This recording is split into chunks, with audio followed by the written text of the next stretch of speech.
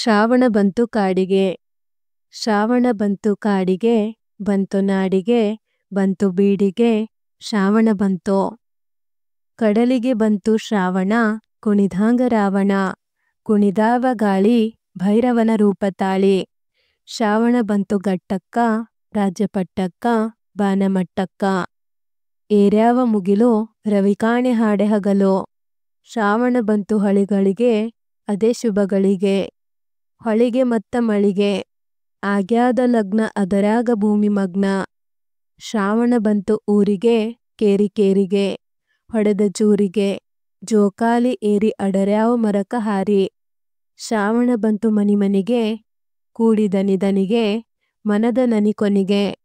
ಒಡೆದಾವ ಹಾಡೋ, ರಸವುಕ್ಕುತಾವ ನೋಡೋ, ಶ್ರಾವಣ ಬಂತು. ಕೃತಿಕಾರರ ಪರಿಚಯ. ಕವಿ ದತ್ತಾತ್ರೇಯ ರಾಮಚಂದ್ರ ಬೇಂದ್ರೆ. ಜನನ 31/1/1896. ಸ್ಥಳ ಧಾರವಾಡ. ಕಾವ್ಯನಾಮ ಅಂಬಿಕಾತನಯ ದತ್ತ. ರಚನೆ ಗರಿ, ಗಂಗಾವತರಣ, ನಾದಲೀಲೆ, ಸಖಿಗೀತ, ಉಯ್ಯಾಲೆ, ಅರಳು ಮರಳು ಇತ್ಯಾದಿ ಕವನ ಸಂಕಲನಗಳು, ದೆವ್ವದ ಮನೆ, ನಗೆಹೊಗೆ ಮೊದಲಾದ ನಾಟಕಗಳು, ಸಾಹಿತ್ಯ ವಿರಾಟ್ ಸ್ವರೂಪ್, ಕಾವ್ಯೋದ್ಯೋಗ ಮೊದಲಾದ ವಿಮರ್ಶಾ ಕೃತಿಗಳನ್ನು ರಚಿಸಿದ್ದಾರೆ. ಪ್ರಶಸ್ತಿ: ಮೈಸೂರು ವಿಶ್ವವಿದ್ಯಾನಿಲಯ, ಕರ್ನಾಟಕ ವಿಶ್ವವಿದ್ಯಾನಿಲಯ, ವಾರಣಾಸಿ ಕಾಶಿ ವಿದ್ಯಾಪೀಠಗಳಿಂದ ಗೌರವ ಡಾಕ್ಟರೇಟ್ ಲಭಿಸಿದೆ. ಕೇಂದ್ರ ಸಾಹಿತ್ಯ ಅಕಾಡೆಮಿ ಬಹುಮಾನ ಮತ್ತು ಫೆಲೋಶಿಪ್ ಪದ್ಮಶ್ರೀ ಪ್ರಶಸ್ತಿ ಹಾಗೂ 4 ತಂತಿ ಕವನ ಸಂಕಲನಕ್ಕೆ ಭಾರತೀಯ ಜ್ಞಾನಪೀಠ ಪ್ರಶಸ್ತಿಗಳು ಲಭಿಸಿವೆ. ನಿಧನ 26/10/1981. ಆಕರ ಗ್ರಂಥ. ಪ್ರಸ್ತುತ ಕವನವನ್ನು ಹಾಡು ಪಾಡು ಕವನ ಸಂಗ್ರಹದಿಂದ ಆರಿಸಿಕೊಳ್ಳಲಾಗಿದೆ. ಪ್ರಶ್ನೆಗಳು. 1 ವಾಕ್ಯ. ದ.ರಾ. ಬೇಂದ್ರೆಯವರ ಅಂಕಿತನಾಮವೇನು? ದ.ರಾ. ಬೇಂದ್ರೆಯವರ ಅಂಕಿತನಾಮ ಅಂಬಿಕಾತನಯ ದತ್ತ.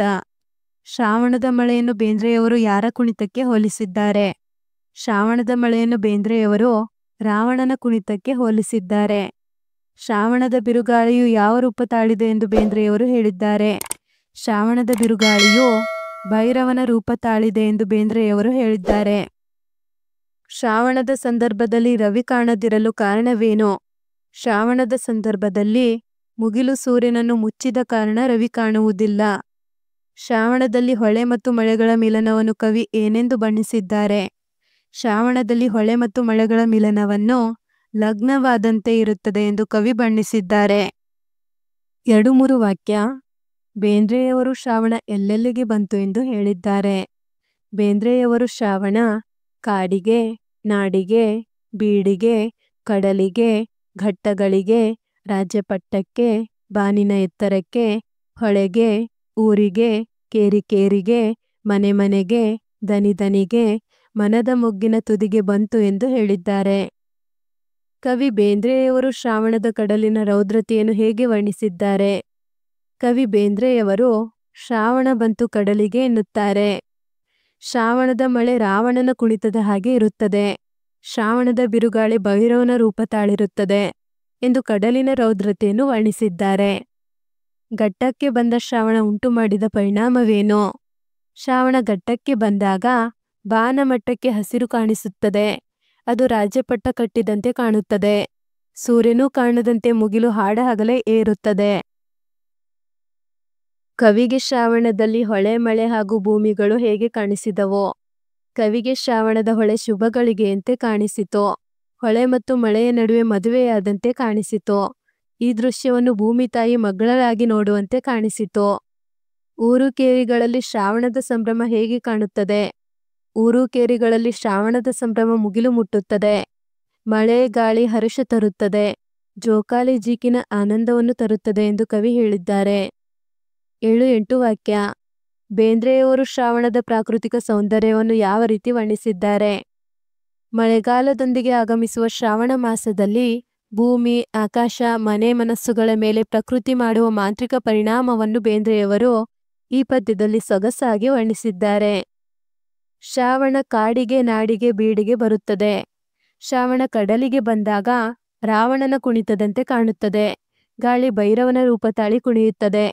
ಶ್ರಾವಣ ಘಟ್ಟಕ್ಕೆ ಬಂದಾಗ ಬಾನಮಟ್ಟಕ್ಕೆ ಹಚ್ಚ ಹಸಿರಾಗಿ ಕಾಣುತ್ತದೆ. ಅದು ರಾಜಪಟ್ಟ ಕಟ್ಟಿದಂತೆ ಕಾಣುತ್ತದೆ. ಆಗ ಸೂರ್ಯನೂ ಕಾಣದಂತೆ ಮುಗಿಲು ಮುಚ್ಚಿರುತ್ತದೆ. ಹೊಳೆಗೆ ಶ್ರಾವಣ ಬಂದಾಗ ಶುಭಗಳಿಗೆಯಾಗಿರುತ್ತದೆ. ಮಳೆ ಮತ್ತು ಹೊಳೆಗೆ ಮದುವೆಯಾದಂತೆ ಕಾಣುತ್ತದೆ. ಅದನ್ನು ಭೂಮಿ ತಾಯಿ ತನ್ಮಯಳಾಗಿ ನೋಡುತ್ತಿರುತ್ತಾಳೆ. ಹೀಗೆ ಊರಿಗೆ ಕೇರಿಗೆ ಬರುವ ಶ್ರಾವಣದ ಮಳೆ ಜೋಕಾಲಿಯ ಜೀಕಿನಂತಿರುತ್ತದೆ. ಎಲ್ಲರೂ ಈ ಮಳೆಯನ್ನು ಸಂತೋಷ ಸಂಭ್ರಮದಿಂದ ಆಹ್ವಾನಿಸಿ ಅದರಲ್ಲಿ ತಾವು ಒಂದಾಗುತ್ತಾರೆ. ಅವರ ಆನಂದ ಎಲ್ಲೆ ಮೀರುತ್ತದೆ. ಇಂತಹ ಸವಿಯನ್ನು ಇಂದಿನ ಮುಂದಿನ ಜನರು ಅನುಭವಿಸಲಿ ಎಂಬುದು ಕವಿಯ ಹಾರೈಕೆಯಾಗಿದೆ. ಭಾಷಾಭ್ಯಾಸ. ಗ್ರಾಂಥಿಕ ರೂಪ. ಕುಣಿದಾಂಗ, ಕುಣಿದ ಹಾಗೆ. ಬಂತೋ, ಬಂದಿತೋ. ಅಡರ್ಯಾವ, ಮೇಲಕ್ಕೆ ಹತ್ತೋ. ಉಕ್ಕತಾವ, ಉಕ್ಕುತ್ತದೆ. ಮರಕ, ಮರಕ್ಕೆ. ಏರ್ಯಾವ, ಏರಿದೆ. ಒಡೆದಾವ, ಒಡೆಯುವುದು. ಅದರಾಗ, ಅದರಲ್ಲಿ. ಸಮಾನಾರ್ಥಕ ಪದ. ಕಾಡು, ಅರಣ್ಯ, ವನ, ಕಾನನ, ಬನ. ಕಡಲು, ಸಮುದ್ರ, ಸಾಗರ, ಶರದಿ. ಬಾನೋ, ಆಕಾಶ, ನಭ, ಆಗಸ. ರವಿ, ಸೂರ್ಯ, ಭಾಸ್ಕರ, ದಿವಾಕರ, ಪ್ರಭಾಕರ.